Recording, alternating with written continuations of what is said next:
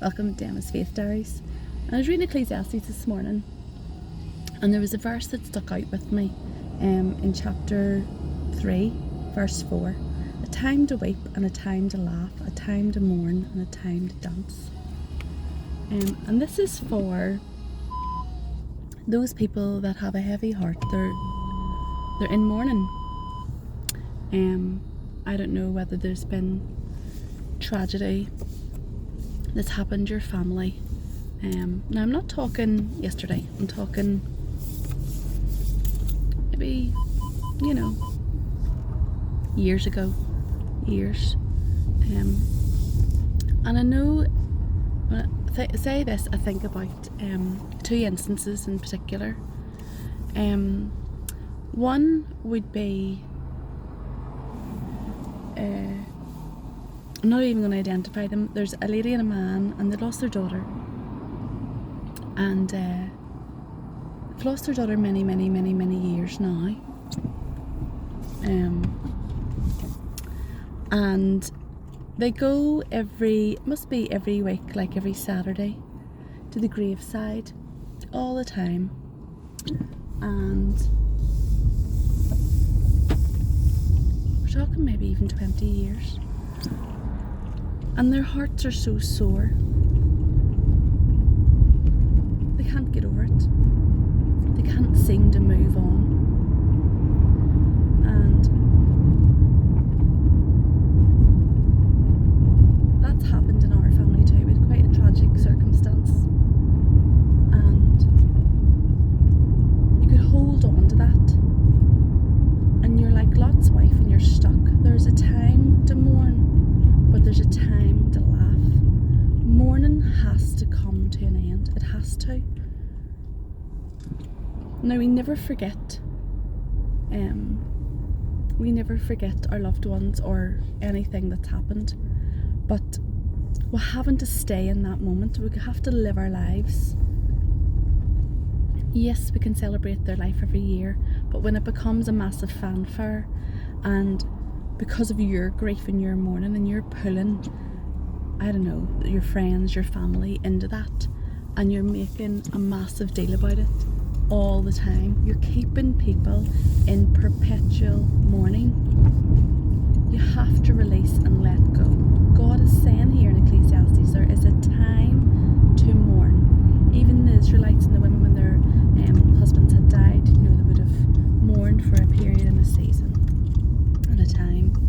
But then that has to come to an end. There is a time where that comes to an end. It must end.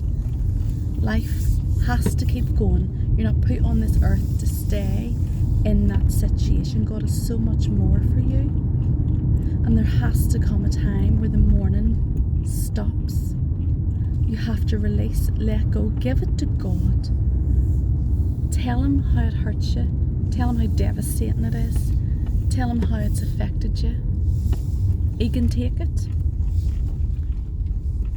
Bad things happen all the time. There's no answer for it. There is wicked and there is righteous people in both good and bad circumstances. It says that in Ecclesiastes. Go on and read on down through that chapter and even into chapter 4. Bad things happen. God knows. Solomon's seen it all. These are words of wisdom from Solomon. And maybe you're just stuck in that perpetual mourning and you just can't let go of something that's happened. It might even be a death. It might be a death to your relationship or a friendship. And you just don't understand why it's went that way. You have to let go. You have to release, give it to God and let go. Otherwise you're stuck and you can't move forward. There is a time to mourn that, but then there's a time to laugh. There's a time to let go of that mourning and get on with your life. Otherwise you become full of resentment and bitterness and deep regret or deep sorrow that you can't shift. And it's not right. God doesn't want you to live like that. It's not your portion, not forever. So go and read those scriptures in Ecclesiastes. Listen to the instructions of God. And may you hold them in your heart and understand them. And just let go. You can't mourn forever. That's no good for you. It's not good. So, I don't know who that's for, who that will help. But that was a season in my life, and that went on for a long time, where I held on to a relationship that God was saying let go. Enough mourning. We got to so many months down the line and God gave me a rebuke actually, and it was stop this now. Keep your eyes on me, let's go forward. And even in grief of really, really bad circumstances, there has to be a time where that ends. There has to be a time where it ends, so God can use you for other things. They're hard things, they're hard things to deal with, but God knows what's good for you. God knows, gives you a time set apart for that mourning, and then it needs to come to an end.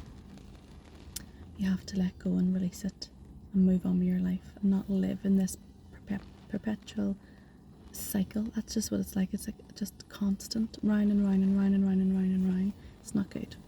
It's not good for you. And it's not good for you, then it's not God. It's as simple as that. So there we go. Release and let go. Trust God with the deepest things of your heart, and He'll send His comforter.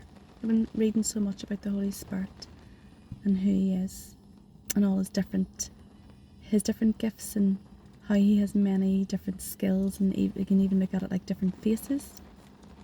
All these different things that He can do. He's wonderful. And I just pray that the Lord sends His Holy Spirit, which He promises to do and He has done. He's around us, but He can be within you, and that His Holy Spirit ministers to you and counsels you and comforts you in that time. And then when the time is done, that He'll let you know, and you can let go and move on, because that's what He done for me, and I thank the Lord for that. So there you go. I don't know who that's for, what's going on, but there has to be a time. Mourning must come to an end. So until next time.